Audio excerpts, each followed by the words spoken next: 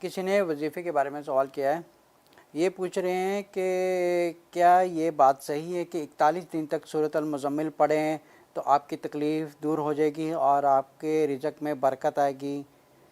دیکھیں میرے بھائی، یہ کوئی چیز قرآن اور سنت سے ثابت نہیں ہے. اگر آپ کو کوئی بھی کوئی کہتا ہے کہ آپ یہ وظیفہ کریں یا اتنی دفعہ آپ تسبیح کریں، اس سے آپ کی یہ تکلیف دور ہوگی اور وہ تکلیف دور ہوگی، یہ کچھ نہیں، یہ ایک نئی ایجاد کی ہوئی چیز ہے اسلام میں. اس کا کوئی تعلق نہیں ہے قرآن اور سنت سے.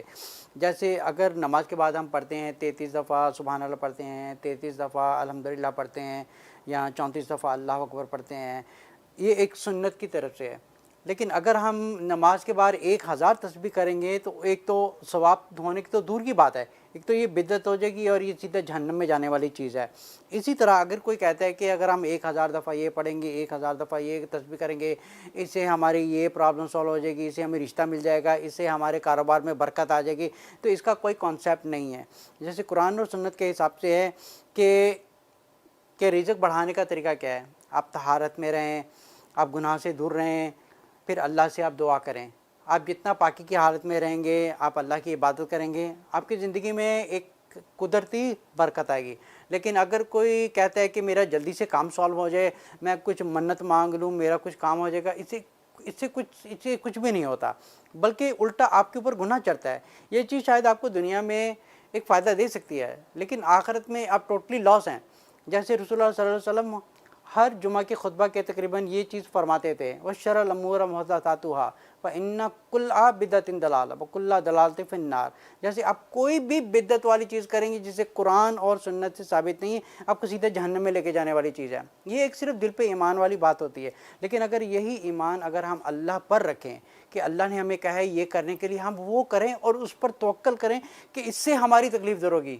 سورۃ المائدہ پڑھتے ہیں آیت نمبر 3 میں، الیوم اکملت لکم دینکم واتممت علیکم نعمتی وردیت لکم اسلام دینا.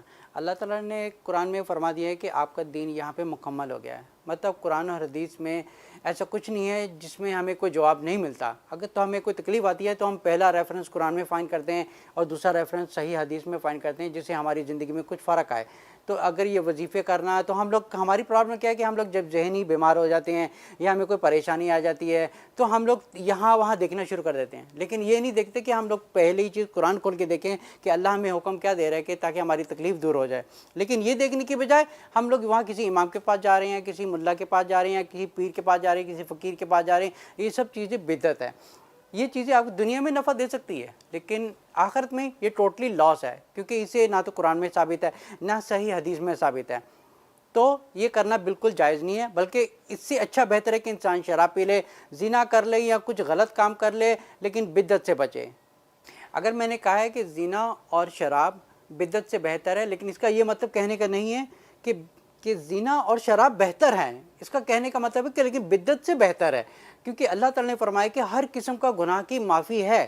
زنا کی بھی معافی ہو سکتی ہے، شراب پینے کی بھی معافی ہے، لیکن بدعت ایک ایسی بیماری ہے جب تک آپ توبہ نہیں کریں گے اس کی معافی نہیں ہے. لیکن اگر آپ زنا کر رہے ہیں یا آپ شراب پی رہے ہیں لیکن اگر آپ کے سچے دل سے اللہ سے توبہ کرتے ہیں تو اس گناہ کی معافی ہے، لیکن بدعت کی معافی نہیں ہے. لیکن بدعت اور اگر ان دونوں کو کمپیئر کیا جائے تو بدعت کی معافی نہیں ہے لیکن شراب اور زنا کی معافی ہو سکتی ہے. یہ اس سے بھی بڑی بیماری ہے، کیونکہ شرک کی معافی نہیں ہے، کفر کی معافی نہیں ہے، لیکن سب سے جو اس سے بھی بڑی بیماری ہے وہ ہے بدعت کی بیماری.